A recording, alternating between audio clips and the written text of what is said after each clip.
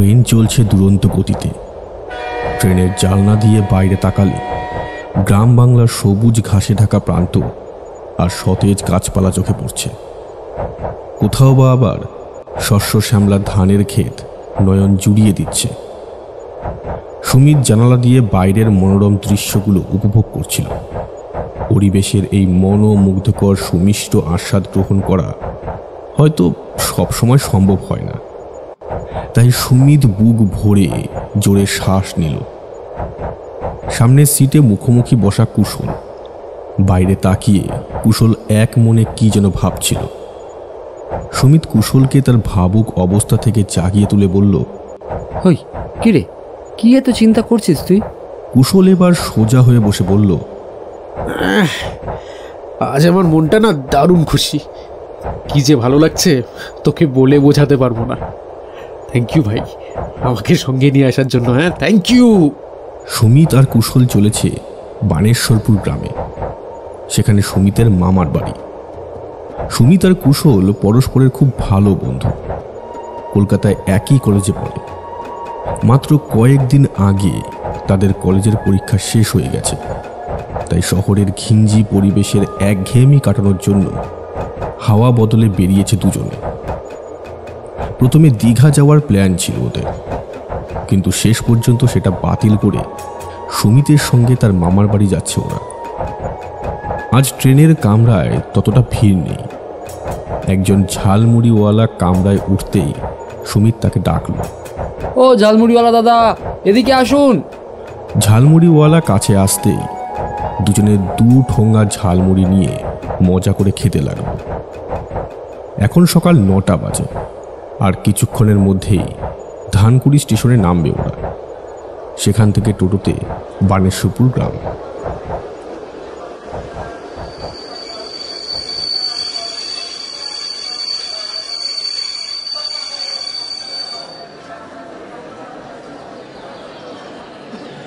ধানকুড়ি স্টেশনে নেমে কুশল প্রাকৃতিক সৌন্দর্য দেখে মুগ্ধ হয়ে গেল। গুনগুন করে গান ধরল কুশল, ও আকাশ সোনা সোনা মাটি সবুজ সবুজ নতুন রঙের ছোঁয়ায় হৃদয়ের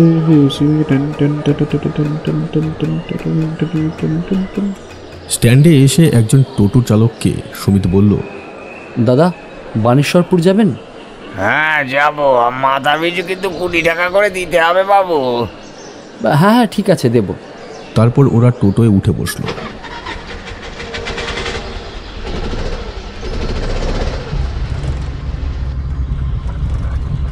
টোটোয় যেতে যেতে সুমিত বলল, আরে দীঘা তো অনেকবারই গেছিস, তার বদলে একবার এই সরল গ্রাম্য পরিবেশে এসে কেমন লাগছে বল? সত্যি ভাই, দেখ আমি শহরের ছেলে, গ্রামে এই প্রথমবার আসছি।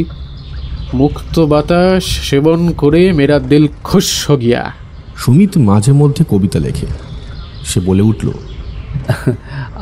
আমার নিজের লেখা একটা কবিতার কয়েকটা লাইন শুনবি? নিশ্চয়ই, এই শান্ত নিরিবিলি পরিবেশে কবিতা শুনতে তো ভালোই লাগবে। তুই শোনা। প্রকৃতি নিয়েই লেখা একটা কবিতা, তাহলে শোন। সুনীল আকাশ মাঝে ভাসে শুভ্র মেঘের রাশি, স্নিগ্ধ হাওয়ায় মন ভেসে যায় কর্ণে মধুর বাঁশি।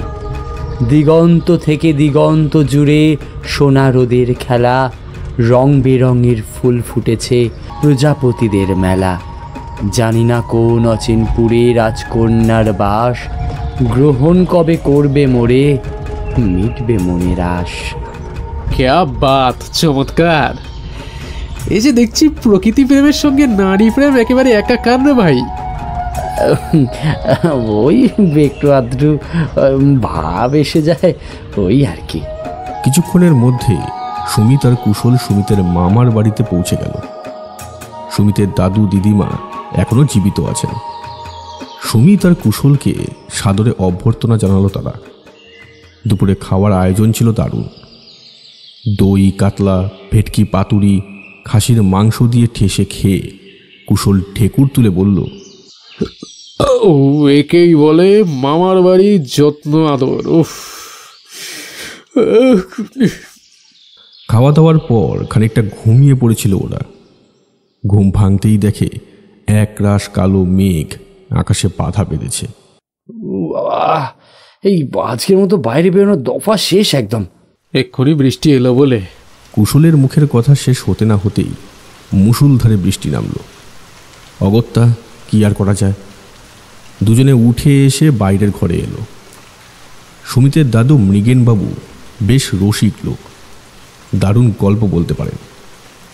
ওদের দুজনকে দেখে বলল, এসো এসো মানিক চোর, এখানে এসে বসো। যা দুর্যোগ নেমেছে তাতে কোথাও যেতে তো আর পারবে না।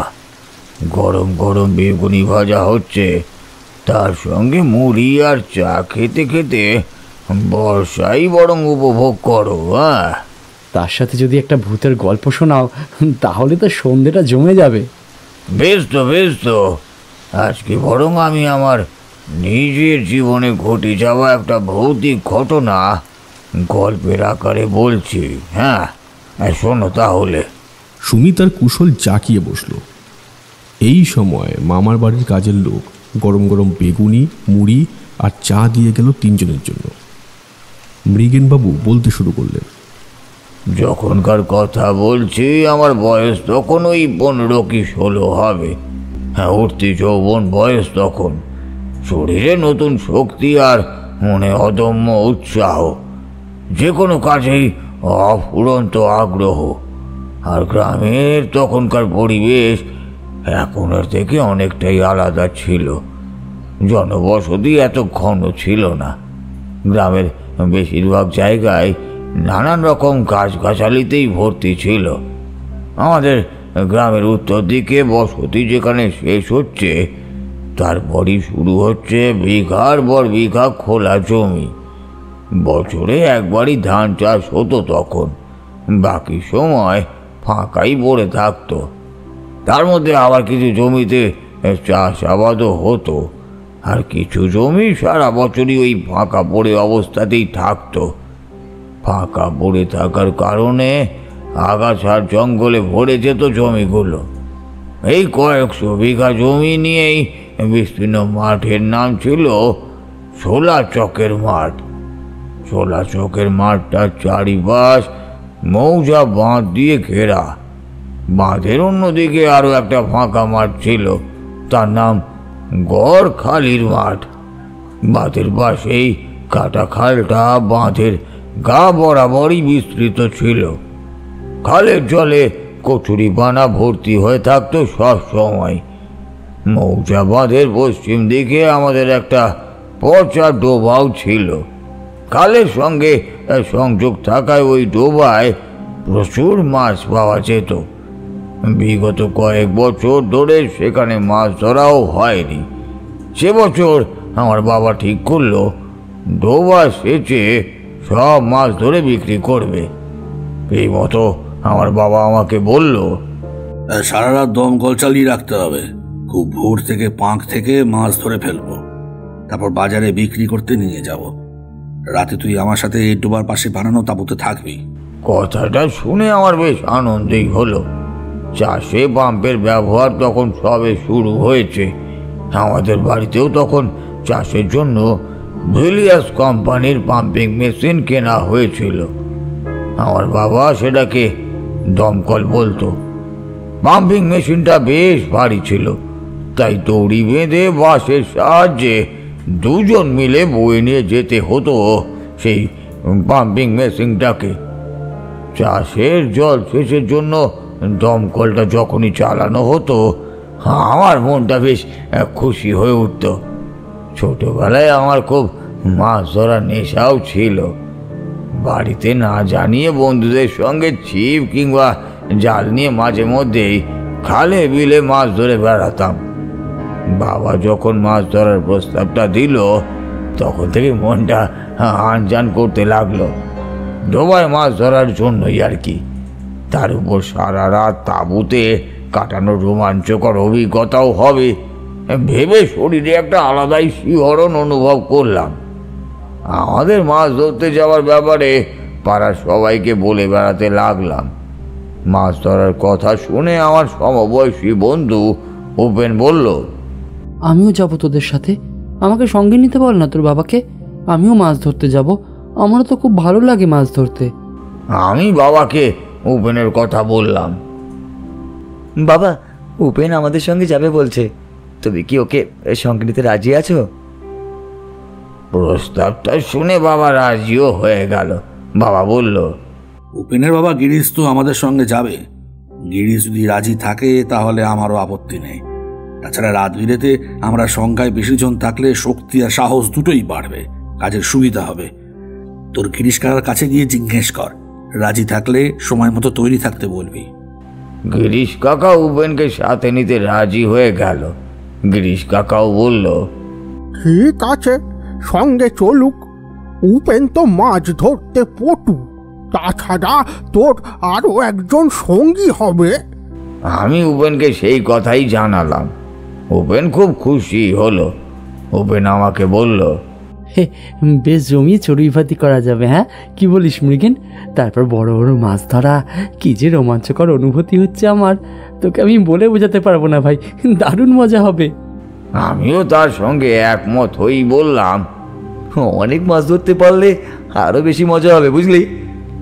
দুপুরে খাওয়া দাওয়া শেষে আমি বাবাকে বললাম, কি কি সরঞ্জাম নিয়ে যেতে হবে বলো বাবা, এবেলা বরং রেখে আসি সেগুলো।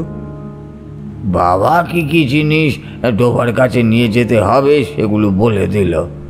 আমি আর উপেন বাবার নির্দেশ মতো বিকেলবেলা বাঁশ, দড়ি, খড়, ত্রিপল, হ্যারিকেন নিয়ে ডোবার কাছে চলে এলাম। বাবার গিরিশ কাকা মিলে পাম্প মেশিন নিয়ে এলো। বাঁশগুলো দিয়ে 3 কোনা তাঁবুর মতো করে ত্রিপল চাপিয়ে দেওয়াও হলো। তাঁবুর ভিতর শুকনো খড় দিয়ে গদি করে বিছানা পেতে ফেললাম। তারপর ডোবার কচুরি পানাগুলো পরিষ্কার করতে লেগে বললাম। আমরা সব ব্যবস্থা করে আমরা সবাই ডোবার পাশে ঘাসের উপরে বসে বললাম। আমি বাবাকে এবার জিজ্ঞেস করলাম, এখন থেকে দমকল চালিয়ে রাখলে ভোরের আগে সব জল তুলে ফেলা যাবে তো বাবা? বাবা আমাকে আশ্বস্ত করেই বলল, হ্যাঁ হ্যাঁ, আরামসে হয়ে যাবে। তুই এক কাজ কর, উপেনকে নিয়ে পাইপ মেলে দে, আর গিরিশ দমকল মেশিন চালু করুক। উপেন আর আমি দুজনে মিলে জল যাওয়ার পাইপ মেলে দিলাম মাঠের দিকে। গিরিশ কাকা দমকল মেশিন চালু করে দিল। সময়টা গরমকাল। সূর্যি মামা গোধূলি লগ্নের আগেই অদৃশ্য হয়েছে দিগন্তের নিচে। কালো দৈত্যের মতো ঘন আধার ঘনিয়ে আসছে চারিপাশে। পাখিরা কিচিরমিচির শব্দ করতে করতে নিজ নিজ নীড়ে ফিরছে। দক্ষিণা বাতাসে তরু দলের হিল্লোল মনকে সতেজ করে তুলছে। সুখ স্বপ্নের বিভরতায় অন্যমনস্ক হই তাঁবুর দিকে ফিরে আসছিলাম আমরা দুজনে। এমন সময় উপেন আমার হাত ধরে হ্যাঁচকে একটা টান মারল। আমি টাল সামলাতে না পেরে মাটিতে পড়ে গেলাম। ব্যাপারটা বুঝতে না পেরে হতচকিতই হয়ে গেলাম। তখন আকাশে আবজা চাঁদের আলো সবে ফুটতে শুরু হয়েছে। উপেনের হাতের আঙুলের নির্দেশ মতো তাকিয়ে দেখি ঘোড়া তুলে আছে বেশ বড় একটা আকম্মা সাইজের কাল কেউটে সাপ। মুহূর্তের অসতর্কতায় গায়ের উপর পা দিলে আর রক্ষে থাকতো না। 100 বলেই একেবারে ছবি হওয়ার বিরাট সম্ভাবনা ছিল। ঠিক সময় উপেন আমাকে টেনে সরিয়ে এনেছে। বড় বিপদ থেকে উদ্ধার পেলাম। সাপটা ফোঁস ফোঁস করে খানিকক্ষণ নিজের রোয়াব দেখালো, তারপর আস্তে আস্তে দূরে অন্ধকারে মিলিয়ে গেল। একটা বড় শ্বাস ছেড়ে স্বস্তি পেলাম। উপেন এবার বলল, খুব সাবধান ভাই, এই অন্ধকারে খুব সতর্কভাবে চলাফেরা করতে হবে। একটু অসাবধানতার ফল কিন্তু মারাত্মক হবে। সে আর বলতে, টর্চ ছাড়া কোথাও বেরোবো না। ধুধু মাঠের মধ্যে শুধুমাত্র আমাদের হ্যারিকেনের আলোটা টিম টিম করে জ্বলছিল। ফাঁকা মাঠের উপর দিয়ে হু হু করে হাওয়াও ছুটে আসছে। গরমের আবহাওয়ায় শীতল বাতাস গায়ে লাগাতে বেশ আরামই বোধ হচ্ছিল। কিন্তু সেই হাওয়ায় তাঁবুতে থাকা হ্যারিকেন দুটোও দুলছিল। ভয় হচ্ছিল বাতাসের তোড়ে হ্যারিকেন যেন নিভে না যায়। বাতাসের বেগে আছাড় খেয়ে না পড়েও যায়। ডোবার বাড়ি তাল গাছ, শিশু গাছ, পলাশ গাছ এবং শিরীষ গাছের সমারোহ। গাছগুলো যেন একে অপরকে জড়িয়ে দাঁড়িয়ে আছে। এছাড়া এক পাশে কলা গাছের জঙ্গল আর অন্য পাশে বাঁশ ঝাড়। ডোবার চারিদিকের পাড়ের উপর ছোট ছোট লতা গুলবের ঝোপঝাড় ভর্তি। আমার বাবা আর গিরিশ কাকা রান্নার তোড়জোড় শুরু করলো। আমার বেশ ভালোই লাগছিল পরিবেশটা। উপেন আর আমি রান্নার জোগাড় দিতে দিতে কি মাছ পড়লে কিভাবে কি রান্না হবে সেই নিয়েই আলোচনায় মেতে উঠলাম। জ্যোৎস্নার জোর একটু বাড়তেই ডোবার চারিদিকের পাড়ের গাছগাছালির ছায়া জলের উপর পড়ে মায়াবী সংকেত তৈরি করছিল। ডোবার যেদিকে খোলা মাঠ ছিল সেদিকে ফাঁকা অংশ দেখে বাঁশের তাঁবু করা হয়েছিল। তাঁবুর পিছন দিকটায় ঘাস গুলমে ভরা খোলা শোলা চকের মাঠ। মৌজ-বাঁধের উপরেও ছিল বট ও সত্যের গাছের সারি। মৌজা বাঁধ ধরে খানিকটা এগিয়ে গেলেই বাঁধের পাশে নির্জন একটা শ্মশান ছিল। লোক বসতি কাছাকাছি ছিল না। এই শ্মশানে আমাদের গ্রামের মানুষরা মরা পোড়াতেও আসতো না। জেলে পাড়া লোকেরা ওই শ্মশানে মরা পোড়াতে আসতো। তবে সেই শ্মশানের বিশেষ দুর্নাম ছিল না। তাই বেশ নিশ্চিন্ত মনে রাতে ডোবার পাশে থাকা স্থির হয়েছিল। বেশ খানিকক্ষণ পর রান্না বান্নাও শেষ হলো। কয়েকদিন আগে পূর্ণিমা ছিল, তাই হাত ভাঙা চাঁদটা রাতের আকাশ থেকে উঁকি দিচ্ছিল। শশধরের গা বেয়ে ঝরে পড়া আলোয় একটা মায়াবী পরিবেশ সৃষ্টি করেছিল। একটানা ঝিঝি পোকার ডাকটা যে কোন দিক থেকে আসছিল তা বোঝা যাচ্ছিল না। সে রাতে রান্না হয়েছিল মুগ ও মুসুরের ডালের খিচুড়ি আর ডিম ভাজা। কলা পাতার উপর গরম গরম খিচুড়ির সঙ্গে দেশি মুরগির ডিম ভাজা চেটে বুটে খেয়ে দারুণ তৃপ্তি হলো। ঘরের বিছানায় শুয়ে পড়লাম। গিরিশ কাকা টর্চ নিয়ে চারিদিকে একবার টহল দিতে বের হলো। পাম্প মেশিন চলতেও থাকলো। তাঁবুর ফাঁক দিয়ে দূরের ধূসর চাদরে মোড়া আকাশের চিত্রপটে কিছু জোনাকির আলো চোখে পড়ছিল। জোনাকিদের জলা নেবার দিকে তাকিয়ে থাকতে থাকতে নানান রকম কথা কল্পনা করছিলাম। আমি উপেনকে বললাম, ডোবাতে কতগুলো মাছ আছে আন্দাজ করতে পারিস? মাছগুলো যেভাবে ঘাই দিচ্ছে দেখে তো মনে হয় ভালোই বড় মাছ আছে, আর তার পরিমাণও অনেকটাই হবে। খানিকক্ষণ ঘুমিয়ে নে, ঘণ্টাখানেক পরে উঠে পাহারা দিতে হবে। জল কমলেই মাছ লাফিয়ে ডাঙায় উঠে পড়তে পারে, তখনই সেগুলি ধরতে হবে।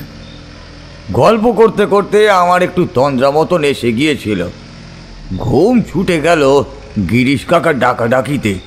উঠে গিয়ে দেখি গিরিশ কাকা বাঁধের উপর একটা কচ্ছপ ধরে রেখেছিল। বেশ বড় সাইজের কচ্ছপ। বহুদিন ধরে হয়তো ডোবাতেই বাস করছিল। ডোবায় মাছ ধরা হবে বুঝতে পেরে বাথটপকে খালে পালাচ্ছিল। এখনকার দিনে কচ্ছপ ধরা নিষিদ্ধ হলেও সে সময় কোনো বিধি নিষেধ ছিল না। কচ্ছপ পেয়ে খুব আনন্দই হচ্ছিল। গিরিশ কাকা বলল, আরো কচ্ছপ থাকতে পারে, লক্ষ্য রাখতে হবে। তারপর সেই মুখ লুকিয়ে ফেলা কচ্ছপকে নিয়ে তাঁবুর পাশে বড় হাঁড়িতে রেখে বড় চুবড়ি দিয়ে ঢাকা দেওয়া হলো। বেশ খুশি মনে আবার তাঁবুর মধ্যে গিয়ে শুয়ে পড়লাম। রাত তখন গভীর। হঠাৎ চাপা ও অস্বস্তিতে আমার ঘুমটা ভেঙে গেল। কেমন যেন ঘুমোট লাগলো আবহাওয়াটা। পাশের দিকে একবার দেখবার চেষ্টা করলাম।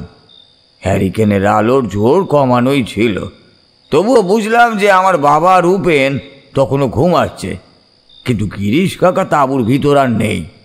দমকলের আওয়াজটাও শোনা যাচ্ছে না কেন সেটাই ভাবছিলাম। কাউকে না ডেকে তাঁবুর ভিতর থেকে টর্চটা নিয়ে বাইরে বের হলাম। নিশ্চয়ই গিরিশ কাকা দমকল মেশিন চালাতে বাইরে এসেছে। কিন্তু বাইরে বেরিয়ে দেখলাম দমকল বন্ধ হয়ে গেছে, কেউ কোথাও নেই। তবে কি গিরিশ কাকা প্রকৃতির ডাকে সাড়া দিতে মাঠের দিকে গেছে, অথবা কচ্ছপের খোঁজে ঘুরছে? টর্চ নিয়ে বেরিয়েছিলাম। সন্ধ্যাবেলার ঘটনার কথা মনে রেখে সতর্কভাবেই পা ফেলছিলাম। ডোবার দিকে আলো ফেলে দেখলাম এখনো অনেকটা জল রয়ে গেছে। কটা বাজে সেটা বুঝতে পারলাম না। দমকলটা চালাতেও চেষ্টা করলাম, দড়িটা পেঁচিয়ে জোরে টান মারলাম, একবার, দুবার, তিনবার, না, কিছুতেই চালু করতে পারলাম না। আমি দরদর করে ঘামতে শুরু করেছিলাম। কেন জানি না আমার মনে হচ্ছিল চলতে শুরু হলেই দমকল মেশিনটাকে কে যেন বারবার বন্ধ করে দিচ্ছিল। হঠাৎ আমার কানের পাশ দিয়ে শোঁ শোঁ করে জোরে বাতাস বয়ে গেল। খিক খিক করে কার যেন চাপা হাসির শব্দও শুনতে পেলাম। কলা বাগানের দিকে তাকিয়ে দেখি সাদা কাপড় পরা কে যেন একটা দাঁড়িয়ে আছে। দমকা হাওয়ায় তার সাদা শাড়ির আঁচল পট পট করে উঠছিল। কি ওখানে? নিজের শরীরটা হালকা লাগলো। কাঁপা কাঁপা হাতে টর্চের আলো সেখানে ফেলতেই কাউকেই আর দেখতে পেলাম না। ভয় ভয় ভাবটাও একটু কমই হলো। ভাবলাম হয়তো কলা গাছের পাতা বাতাসে দোল খাচ্ছিল। আমি মনের ভুল ভেবে ব্যাপারটা নিয়ে অত শত আর ভাবলাম না। আসলে অশরীরী সম্বন্ধে কোনো সমক্ষ ধারণা আমার তখন ছিল না। অকস্মাৎ আমার বাবার কণ্ঠস্বরে চমকে গেলাম আমি। আমার বাবা বলল, কিরে, দমকল বন্ধ হয়ে পড়ে আছে, ভোর থেকে মাছ ধরা শুরু হবে কি করে? তাহলে সরে আয় তুই, আমি দেখি চালাতে পারি কিনা। আমি সরে এলে আমার বাবা দমকলের দড়ি টেনে চালু করতে চেষ্টা করলো। এবার কিন্তু অনায়াসেই দমকল চলতেও শুরু করলো, কিন্তু জল উঠছিল না। বাবা বলল, নিচের জল ওঠার সাকশন পাইপটা দেখতে হবে, নিশ্চয়ই জঞ্জাল জাতীয় কিছু আটকেছে। তাহলে নিচে নেমে আমি দেখছি যে কি হয়েছে। তোকে নামতে হবে না, তুই বরং ওপর থেকে আলো দেখা, আমি জলে নামছি। তারপর আমার বাবা জলে নেমে হাত ডুবিয়ে পাইপের মুখটা দেখতে লাগলো। হঠাৎ বাবা একটা তীব্র যন্ত্রণায় চিৎকার করে উঠল। আমি ভয় পেয়ে বললাম, কি হয়েছে বাবা? ভূপেন চিৎকার শুনে তাঁবুর ভিতর থেকে বেরিয়ে এসেছে। টর্চের আলোয় দেখলাম বাবার হাতে মাছের কাঁটা ফুটে আছে। বাবার যন্ত্রণায় কষ্ট পাচ্ছে। জল থেকে উঠে সে কাঁটা ছাড়িয়ে নিল বাবা। একটা বড় মাছের কঙ্কাল গেঁথে গিয়েছিল বাবার হাতে। কি বিশ্রী দুর্গন্ধ মাছটির। বাবাকে পাড়ে বসিয়ে রেখে উপেন আর আমি এবার দমকল চালু করলাম। জল উঠতে শুরুও করলো। হঠাৎ খেয়াল হলো গিরিশ কাকা এখনো ফিরল না। মুখটা এক অজানা আশঙ্কায় ধরাস করে কেঁপে উঠল। রাতের পরিবেশটা থমথমে হয়ে উঠেছে। সবাই মিলে আশেপাশে টর্চ নিয়ে দেখলাম, কিন্তু গিরিশ কাকা কোথাওই নেই। হঠাৎ একদল শিয়াল দলবদ্ধভাবে করুণ সুরে ডেকে উঠল একটু কাছেই। শিয়ালগুলোর জ্বলন্ত চোখগুলো মনের ভিতর যেন ভয় জাগানোর চেষ্টা করছিল। আমি যথাসম্ভব নিজেকে শক্ত রাখার চেষ্টা চালিয়েই যাচ্ছিলাম। আমি অস্থির গলায় চেঁচিয়ে গিরিশ কাকাকে ডাকতে লাগলাম, গিরিশ কাকা, ও গিরিশ কাকা, গিরিশ কাকা কোথায় তুমি? বাবা কি তাহলে ঘরে ফিরে গেল নাকি? তা কি করে সম্ভব? গেলে অন্তত আমাকে বলে যেত, আর তাছাড়া একা একা যাবেই বা কেন? বলতে বলতে বাবা জল খেতে তাঁবুর ভিতরে ঢুকেই চমকে উঠল। চেঁচিয়ে আমাদেরকে ডাকলো, মৃগেন, উপেন, তাড়াতাড়ি এখানে আয়। আমরা দুজনে দৌড়ে এলাম তাঁবুর কাছে। হ্যারিকেনের জোর কমানোই ছিল। সে মৃদু আলোয় দেখলাম খড়ের গদিতে কে একজন শুয়ে আছে। আলোর জোর বাড়িয়ে যা দেখলাম তাতে আমাদের বিস্ময়ের অন্ত রইল না। তাঁবুর ভিতর শুয়ে আছে গিরিশ কাকা। এ কি করে সম্ভব? আমি যখন উঠলাম তখন তো কাকা তাঁবুর ভিতরে ছিল না। আমরা সবাই মিলে গিরিশ কাকাকে ডেকে তোলার চেষ্টা করলাম, কিন্তু কি আশ্চর্য যে কিছুতেই জাগাতে পারলাম না তাকে। যেন নেশার ঘোরে রক্তচক্ষু একবার খুলেই আবার পাশ ফিরে শুয়ে বলল। গিরিশ কাকার হাতে, পায়ে, মুখে রক্ত আর কিছুটা আঁশ লেগেছিল। গোটা তাঁবুর ভিতরটা কেমন যেন একটা আস্তে গন্ধে ভরে গিয়েছিল। নিঃশ্বাস প্রশ্বাস ঠিক চলছে, কিন্তু জাগছে না। গিরিশ কাকার একটু চোলাই মদের নেশা করার অভ্যাসও ছিল, এটা আমরা সবাই জানতাম। ভাবলাম হয়তো চুপি চুপি তাঁবুর বাইরে গিয়ে সেটাই খেয়েছে। অতিরিক্ত নেশার জন্য অকরে ঘুমিয়েও পড়েছে। গিরিশ কাকাকে পাওয়া গিয়েছে, এটা থেকে খানিকটা স্বস্তির নিঃশ্বাস ফেললাম আমরা। কিন্তু কয়েকটি বিষয় মনের মধ্যে খটকা রয়েই গেল। হাঁড়ির মধ্যে ধরে রাখা কচ্ছপটিও অদৃশ্য হয়ে গিয়েছিল। আমি তো সবার শেষে তাঁবু থেকে বেরিয়েছি, তখন বাবা ফিরে আসেনি তো। তাঁবুর ভেতর ঢুকলো কখন? যখন আমার হাতে কাঁটা ফোঁটা নিয়ে ব্যস্ত ছিলাম, সেই ফাঁকে হয়তো ফিরেছে। সেটা না হয় হলো, কিন্তু কাকার গায়ে হাতে রক্ত এবং আঁশ এলো কোথা থেকে? আর ডোবার জলে কিসেই বা এরকমভাবে মাছ খেয়েছে বলো তো? তবে কি কোনো ভয়ানক জলজ প্রাণী আছে আমাদের ডোবার মধ্যে? ব্যাপারটা তো বুঝতে পারছি না। কচ্ছপটা উধাও হলো কি করে? সব কিছু কেমন যেন গুলিয়ে যাচ্ছে। আমি আর ওই চাপা কলকলে হাসি আর সাদা শাড়ির কথাটা বাবাকে বললাম না। হয়তো ভয় পেতে পারে, উপেনকেও জানালাম না। যদিও অতি প্রাকৃত শক্তির অস্তিত্বে বিশ্বাস বা অবিশ্বাস কোনোটাই আমার যে ছিল, সেই মুহূর্তে সঠিকভাবে নির্ধারণ করা আমার পক্ষে আর সম্ভব ছিল না। অজানা এক আশঙ্কায় আমার গা শিরশির করে উঠল। বিরাট বড় শোলা চকের মাঠের সব জমির ফসল উঠে গেছে, খা খা করছে চারিদিক। মনে হচ্ছিল দূরে আবজা গাছের অবয়বগুলো যেন কালো প্রাচীর তৈরি করেছে। তিনজনে জেগে বসে রইলাম। আমার বাবা একটা ট্যাগ ঘড়ি সঙ্গে করে নিয়ে গিয়েছিল। ঘড়িতে তখন ওই রাত প্রায় 2টো বাজে। ডোবার জল ধীরে ধীরে কমছিল। মেঘমুক্ত আকাশে অর্ধচন্দ্রের আলো কোমল ধারায় পৃথিবীর বুকে ছড়িয়ে পড়ছে। বাতাস তত জোরে বইছে না, তা সত্ত্বেও হঠাৎ ওপারের বাঁশঝাড়টা কেমন যেন একটু দুলেই উঠল। কেউ যেন বাঁশঝাড়ে লাফিয়ে নামলো। একটা রাতছড়া পাখি যেন কর্কশ কণ্ঠে ধমকে উঠল। ঝিঝি পোকা ডাকছে অনবরত, কিন্তু দমকলের আওয়াজে ততটা শোনা যাচ্ছে না। হঠাৎ উপেন বলল, এই দেখ দেখ মৃগেন, বড় একটা শোল মাছ কেমন লাফিয়ে ডাঙায় উঠে পড়লো। আমিও দেখলাম, সত্যি পাকার মোটা শোল মাছটা ডাঙা থেকে আবার জলে লাফিয়ে পড়ল। তারপর আরও কয়েকটি মাছ লাফিয়ে ডাঙায় উঠে আবার ঝপাং করে জলে পড়ল। এবার বাবা বলল, আসলে অনেক বছর জল সেচে মাছ ধরা হয়নি তো, এই পুরনো মাছগুলো রয়ে গেছে। ভালোই হবে, অনেক মাছ পেলে রাত জেগে পরিশ্রমের দাম পাওয়া যাবে। বড় সাইজের মাছগুলো তো বেশ চড়া দামে বিক্রি করতে পারবো। তিনজনে বসে কথাবার্তা বলার সময় হঠাৎ উপেন উঠে প্রকৃতির ডাকে সাড়া দিতে পাশের দিকে গেল। এমন সময় আমার একটা বড় শোল মাছ লাফিয়ে উঠতেই আমার বাবা ডোবার পাশ দিয়ে নেমে গেল। আমি টর্চের আলো দেখাচ্ছিলাম। আমার বাবা মাছটার দিকে হাত বাড়াতেই একটা লম্বা বড় কালো কঙ্কালের হাত মেরে মাছটাকে কেড়ে নিল। সেই হাতে চামড়ার বদলে দলা দলা পচা গলা মাংস লেগে আছে। মনে হলো বাঁশঝাড়ের দিক থেকেই লম্বা হাতটা বের হয়ে মাছটা কেড়েছে। বাঁশবন থেকে কচর মচর শব্দ ভেসে এলো। আমার বাবা ভয় কাঁপতে লাগলো। মাথা কাজ করছিল না বাবার। আমারও তখন পিলে চমকে গেছে। আমি তবু সাহস করে চেঁচিয়ে বললাম, বাবা বাবা উঠে এসো, তাড়াতাড়ি উঠে এসো। আমার কথায় সচকিত হয়ে কাদা মারিয়ে কোনো রকমে উঠে এলো আমার বাবা।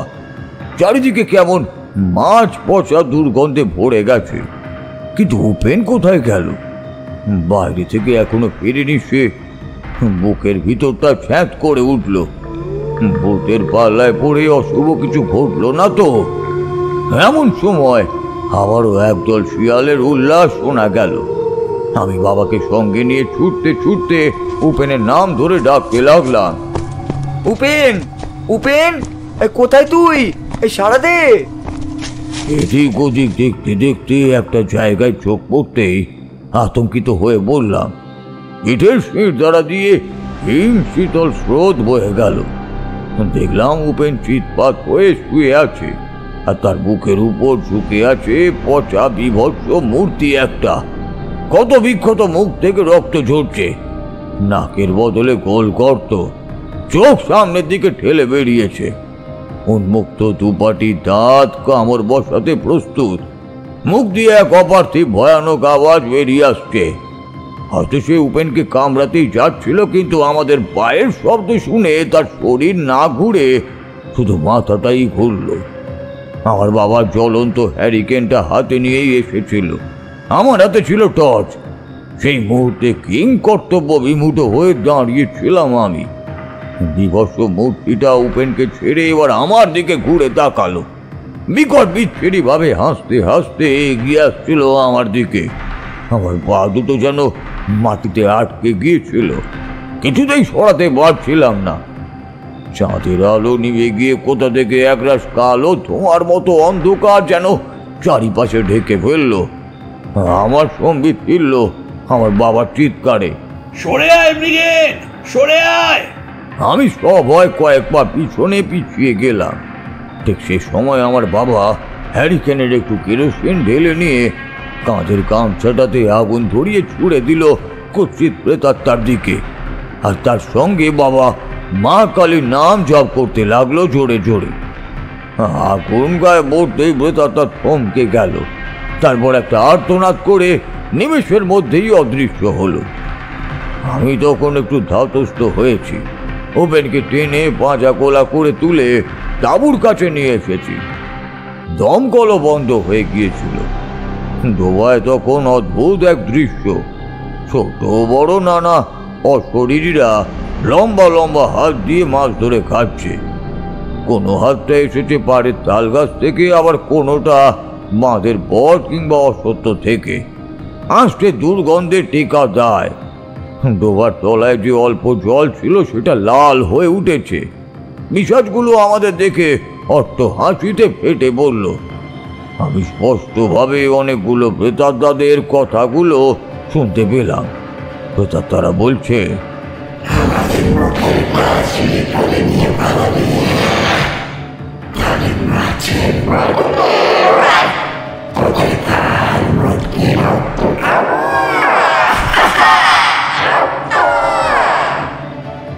আমি উপেনের চোখে মুখে জল ছিটিয়ে জ্ঞান ফেরানোর চেষ্টা করছিলাম।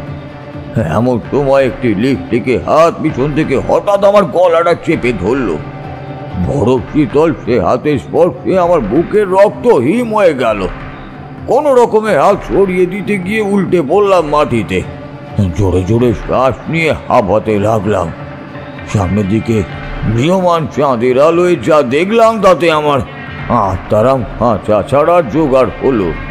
দেখলাম গিরিশ কাকা বুকে হেঁটে ডোবার পাকের ভিতরে নেমে যাচ্ছে, আর দু হাতে মাছ ধরে কাঁচা চিবিয়ে খাচ্ছে।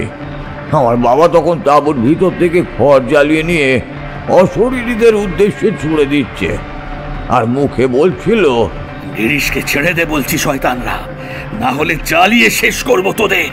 কলসির দুরাত্মারা মাছ ধরে খাচ্ছে আর এদিক সেদিক কাঁটা ছুঁড়ে ফেলছে। ততক্ষণে উপেনের জ্ঞান ফিরেছে। এবার সুযোগ বুঝে তিনজনের জ্বলন্ত খড় হাতে নিয়ে ডোবার কাদায় থাকা গিরিশ কাকার দিকে এগিয়ে গেলাম। বাঁচাতেই হবে গিরিশ কাকাকে। অশরীরীগুলো এবার আমাদের আক্রমণ করতে ছুটে এলো। বিভৎস ভয়ঙ্কর মূর্তি দেখে আমার হাত পা ঠান্ডা হয়ে যাচ্ছিল। সাহস সঞ্চয় করে আমার বাবা এক হাতে মা কালীর একটা কবর চেপে ধরে জোরে জোরে মন্ত্র আউড়ে যেতে লাগলো। আমরাও সেই মন্ত্র জপ করে চললাম। আগুন আর মন্ত্রের জোরে প্রেতাত্মার দল পালিয়ে যেতে লাগলো সামনে থেকে। একটু দূরে গিয়ে ক্রুদ্ধ হয়ে গজরাতে লাগলো, নানান রকম ভাবে ভয় দেখাতে থাকলো। সুযোগ পেলেই ঘাড় মোটকে রক্ত চুষে খাওয়ার জন্য তৈরি হয়েই রইল। উত্তেজনায় আর ভয়ে আমার তখন ছেড়ে দেওয়াকে দেবাছি অবস্থা। ওপেনেরও একই অবস্থা। ঠাকুরের কাছে বারবার প্রার্থনা করছিলাম যেন এই মহাবিপদ থেকে কোনো ক্রমে উদ্ধার পাই। ধীরে ধীরে যখন গিরিশ কাকার কাছে পৌঁছালাম তখন গিরিশ কাকার মুখ বিকৃত হয়ে আছে। মাছের কাঁটার খোঁচায় ক্ষত বিক্ষত মুখ, রক্তবর্ণ চোখ খোলা আছে, তবে বলকহীন। সে যেন কোনো একটা ঘোরের মধ্যেই চলছিল। ঘরের জ্বলন্ত আগুনের সামনে আসতেই গিরিশ কাকা তিরিং বিরিং করে লাফিয়ে উঠল, আমাদের নাগালের বাইরে পালাতে চেষ্টা করলো। আমার বাবা কবর সমেত হাতটা গিরিশ কাকার কপালে চেপে ধরল। গিরিশ কাকার ভিতর ভর করা ভূতটা দেহ ছেড়ে বেরিয়েও গেল। তখনই গিরিশ কাকা জ্ঞান হারালো। তার দেহটা বাঁকের কাদায় লুটোপুটি খাচ্ছিল। আমি আর উপেন কোনো মতে হ্যাঁচড়াতে কাকার শরীরটা তুলে আনলাম ডোবার পাড়ে। ডোবার জল মুখে ছিটিয়ে জ্ঞান ফেরানোর আপ্রাণ প্রচেষ্টা করতে লাগলাম। এদিকে পরের রাতি বেশি অবশিষ্ট আর ছিল না। আগুন জ্বালাতে না পারলে ভূতেদের হাতে মৃত্যু নিশ্চিত। প্রেতাত্মাদের তীক্ষ্ণ নখযুক্ত আঙুলগুলো সেই সময়ের জন্যই অপেক্ষা করছিল। এই সময় সৌভাগ্যবশত গিরিশ কাকার জ্ঞান ফিরে এলো। আমরা চারজনে গ্রামের বসতির দিকে ছুটতে আরম্ভ করলাম। হাতে জ্বলন্ত খড়ের আঁটি, হাতে আগুনের ছ্যাঁকা লাগছে, তবুও সেটা ফেললাম না। পিছন থেকে ঝোড়ো হাওয়া ছুটে আসছিল। আগুন কিছুতেই নিভে দেওয়া চলবে না। সঙ্গে বৃষ্টির মতো মাছের কাঁটা গায়ে এসে পড়ছিল, কিন্তু সেসব কিছু গ্রাহ্য করলাম না। আমরা একটা একটা করে খড়ের আঁটি জ্বালাতে মাঠের উপর দিয়ে চারজনে ছুটতে লাগলাম। এবড়ো খেবড়ো মাঠের রাস্তায় বারবার হোঁচট খেতে খেতে ছুটে চললাম। মাঝে মাঝেই আতঙ্কে ঘাড় ঘুরিয়ে পিছনে দেখতে লাগলাম। বেশ খানিকটা দূরে এসে পিছন ফিরে দেখলাম ভূতগুলো পিছু নিয়েছে কিনা। কাঁটা বৃষ্টিও বন্ধ হয়েছিল। শেষ পর্যন্ত অশরীরই পিছু নেওয়ার সেরকম কোনো লক্ষণ বোঝা গেল না। কোনো রকমে প্রাণ বাঁচিয়ে যখন আমরা লোকালয়ে পৌঁছলাম, তখন ভোরের আলো সবে ফুটতে শুরু করেছে। আমাদের ডাকাডাকির পর গ্রামের লোকজনও জড়ো হলো। কি হয়েছে জিজ্ঞেস করতে উপেন হাঁপিয়ে হাঁপিয়ে বলতে লাগলো, ভূত প্রেতাত্মা আমাদের তাড়া করেছিল। অল্পের জন্য আমরা প্রাণে বেঁচে গেছি। ভয়ে আমার গলা শুকিয়ে কাঠ হয়ে গিয়েছিল। বাড়ির লোকেদের সেবা শুশ্রূষার পর আমরা খানিকটা সুস্থ হয়ে উঠলাম। তবে সেদিনের ভয়ঙ্কর অভিজ্ঞতাটা মনের মধ্যে স্থায়ী জায়গা করে নিল। দিনের আলোতে আর খানিকক্ষণ পরে দলবদ্ধভাবে ডোবার কাছে গিয়ে দেখি চারিদিক লণ্ডভণ্ড হয়ে পড়ে আছে। ডোবার পাঁকে একটাও মাছ নেই, কেবলমাত্র মাছের কাঁটা তুবাকারে জমা হয়ে আছে। সে অলৌকিক কাণ্ড দেখে গ্রামবাসীরা স্তম্ভিত হয়ে গিয়েছিল। এই পর্যন্ত বলে মৃগেনবাবু একটু থামলেন। সেই ফাঁকে সুমিত বলে উঠল, এই তারপর কি হলো? তারপর আমরা একজন নামকরা পুরোহিতের সঙ্গে দেখা করেছিলাম। বড়লোক জগৎ সম্বন্ধে প্রাজ্ঞ জ্ঞান ছিলেন তিনি। তার বিশেষ ক্ষমতা বলে জানতে পারা গিয়েছিল অপঘাতে মারা যাওয়া প্রেতাত্মাদের দল বাস করত শ্মশানের আশেপাশের বট, অশ্বত্থ প্রভৃতি গাছের শাখায়। বাঁধের পাশের খাল বা ডোবার মাছ ধরে খেয়ে তারা রক্ত পিপাসা মেটাত। ডোবা সেচে মাছ ধরা দেখে লোভ সামলাতে পারেনি তারা।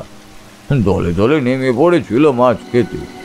তবে তাদের রক্ত পিপাসা না মিটলে আমাদের ঘাড় মটকাতে একটুও দেরি করতো না তারা। সেই পুরোহিতের পরামর্শ অনুযায়ী কিছুদিনের মধ্যেই একটা যজ্ঞের আয়োজন করি। তা যজ্ঞ করে কি ভূত প্রেতগুলোকে তাড়াতে পেরেছিলেন?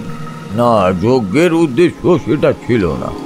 পুরোহিত মশাই পরামর্শ দিয়েছিলেন যদি প্রেতাত্মাদের শ্মশানের বট গাছ থেকে তাড়াই, তবে আমাদের বাড়িতে বা গ্রামের যে কারোর বাড়িতেই তারা উপদ্রব করতে পারে। তার চাইতে তাদের ঘাঁটিয়ে লাভ নেই। যজ্ঞের মাধ্যমে নিজেদের সুরক্ষা বলয় তৈরি করা হয়েছিল। গ্রামের ত্রিসীমানা যাতে তারা ঘেঁষতে না পারে তার জন্যই গণ্ডি টেনে দিয়েছিলেন তিনি। তাহলে কি আজও তারা সেখানেই বসবাস করছে? হতে পারে, তবে সেই ঘটনার পর রাতের দিকে কোনোদিনও কেউই ওই পথ আর মারায়নি। বাইরে বৃষ্টি তখনও থামেনি। একটু ঝোড়ো হাওয়া বইছিল। রাস্তার পাশের বাঁশঝাড়টা দোলা খাচ্ছিল। সুমিতের মনে হলো ওই বাঁশঝাড়ে ভূত নেই তো। এমন সময় কাজের লোক গদাইদা জানিয়ে গেল, ছোটবাবু পাড়ার এক জেলের কাছ থেকে দুটো বড় মাছ কিনেছে। বৃষ্টির সময় এক পুকুর থেকে অন্য পুকুরে পালাচ্ছিল। জেলে দেখতে পেয়ে ধরেছে। কি মাছ? আগে বাবু, শোল মাছ, একেবারে জোড়া শোল। আজ জুইয়ে রাঁধবো, কাল দুপুরে জমিয়ে কালিয়া রান্না হবে। উত্তর শুনে সুমিতের মনে হলো এইমাত্র শোনা গল্পে ভূতেরা শোল মাছ খাচ্ছিল, আর তার মামা এখনই শোল মাছ কিনল। কি আশ্চর্য সমাপতন! ভূতেরা আবার মাছগুলো ছিনিয়ে দেবে না তো? মুড়ি বেগুনি খাওয়া শেষ হয়ে গিয়েছিল। এমন সময় সুমিতের দিদিমা এসে ঘরের মধ্যে প্রবেশ করল। দিদিমা বলে উঠল, কিরে, গল্প শোনা হলো? তোদের দাদুর তো আবার গল্পের ভাণ্ডার, যত চাইবি তত শোনাবে, সেটা সত্যি ঘটনা হোক আর বানানো গল্প হোক। বুঝলি সুমি, তোর দিদিমা আমার জীবনের এই সব ভুতুরে অভিজ্ঞতাগুলোকে স্রেফ গল্প বলেই উড়িয়ে দেয়। কিছুতেই বিশ্বাস করে না ঘটনাগুলো সত্যি আমার জীবনে ঘটেছিল বলে, বুঝলি? এই দাদু, এমন ভূতুরে অভিজ্ঞতা আরও আছে নাকি? তা তো আছে নিশ্চয়ই। তাহলে হয়ে যাক আরেকটা রোমহর্ষক গল্প। হ্যাঁ দাদু, তুমি বলো। বর্ষার বাজারে তোরা তোদের গল্প দাদুর আসর জমা, আমি বরং যাই আমার কাজ সারতে। হ্যাঁ হ্যাঁ, যাও, তবে জগাকে দিয়ে আমাদের জন্য 1 কাপ করে চা পাঠিয়ে দিও কিন্তু। হ্যাঁ, এই বয়সে দাদু দিদিমার এই খুনসুটি দেখে সুমিতের খুব ভালো লাগলো। সুমিতের দাদু আবার বলতে লাগলো, কিশোর বয়সের অভিজ্ঞতা তো শোনালাম, এবার যখনের ঘটনা বলছি তখন আমি তরতাজা যুবক। সেইবার শ্যামল নামের এক বন্ধু দিদির বিয়েতে আমি নিমন্ত্রণ পেয়েছিলাম। তখন মাঘ মাসের শেষ দিক, কনকনে ঠান্ডা ভাবটা আর নেই। আমি আর পবন নামে আমার এক বন্ধু বিয়ের দিন বিকেলে শ্যামলদের বাড়িতে হাজির হলাম। শ্যামলদের বাড়ি ছিল আমাদের গ্রামের পাশের গ্রাম হরিশপুরে। পবনের বাড়িও ছিল এই গ্রামের শেষ প্রান্তের দিকেই। বিয়ে বাড়িতে আমরাও শ্যামলের সঙ্গে লেগে পড়লাম বরযাত্রীদের আতিথেয়তায়। সবশেষে খাওয়া দাওয়া যখন মিটল তখন বেশ রাত হয়ে গিয়েছিল। বরযাত্রীদের দলের জন্য বরাদ্দ করে তিল ধারণেরও জায়গা নেই। শ্যামলদের বাড়ির অন্য ঘরেও তো আত্মীয় স্বজনদের ভিড়। শীতের শেষ হলো, বেশ কুয়াশা এসেছিল সেদিন। পবন বলল, তোকে এত রাতে আর বাড়ি ফিরতে হবে না, আমার সঙ্গে চল আমার বাড়ি, কাল সকালে ফিরবি।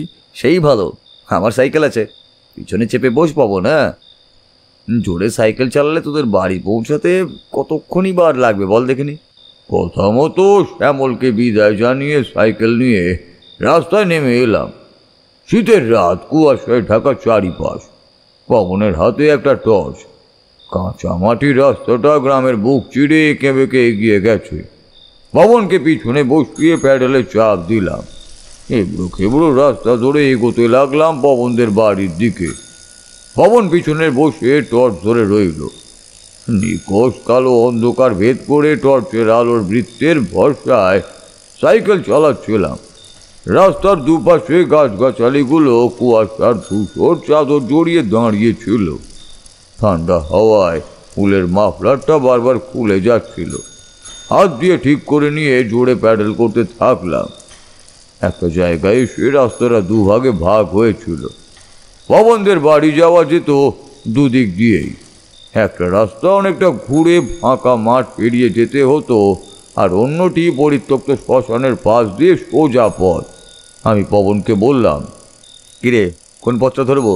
ঘুরপথে গেলে অনেকটা দেরি হবে, তুই জঙ্গলের পথটাই ধর।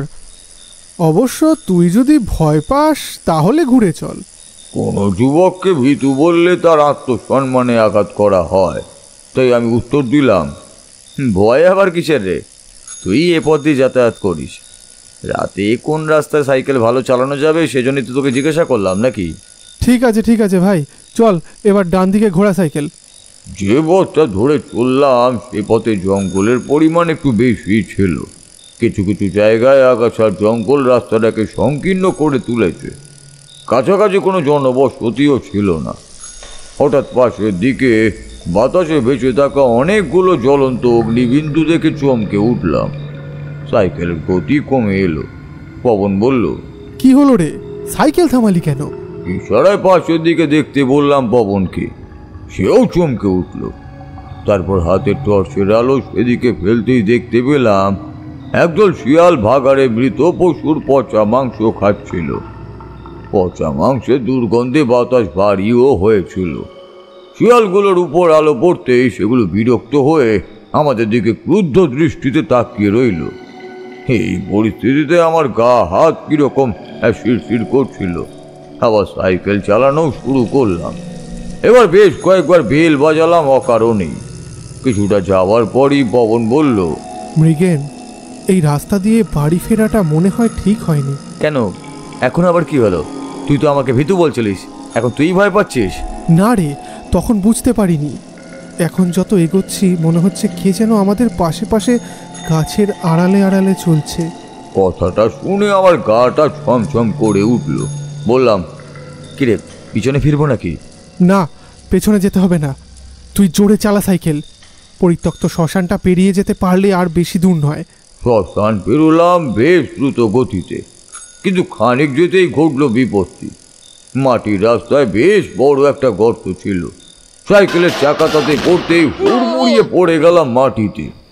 পবনের হাতের টর্চটাও ছিটকে গেছে। পবন গা ঝাড়তে ঝাড়তে উঠে দাঁড়ালো। আমিও সাইকেল নিয়ে উঠে দাঁড়ালাম। বললাম, এই তোর বিশেষ লাগেনি তো পবন? না, তেমন চোট লাগেনি। তুই ঠিক আছিস তো? আমি উত্তর দিতে যাচ্ছি, ঠিক সেই সময় তীক্ষ্ণ চিৎকারে আমরা সচকিত হয়ে উঠলাম। পাশেই আসে ওরার জঙ্গল। ঝাঁকড়া পাকুড় গাছের শিকড়গুলো রাস্তা জুড়ে এদিক ওদিক বিস্তৃত। ঘেঁটু ফুলের গাছের জঙ্গলে বুনো লতা পাতা জট পাকিয়ে আছে। চট করে টর্চটা কুড়িয়ে নিল পবন। যেদিক থেকে চিৎকার ভেসে এলো সেদিকে আলোর ফোকাস ফেলল। অস্পষ্ট আলোয় মনে হলো যেন একটি শাড়ি পরিহিতা বউকে একটি লোক জোর করে টেনে নিয়ে যাচ্ছে। হৃষ্টপুষ্ট চেহারা লোকটির ঊর্ধ্বাঙ্গ খালি, বাবরি চুল কাঁধ পর্যন্ত নেমেছে। কাছা দিয়ে পড়া সাদা কাপড় হাঁটুর উপরে উঠে গেছে। এই শীতেও খালি গা, বেশ আশ্চর্যজনক।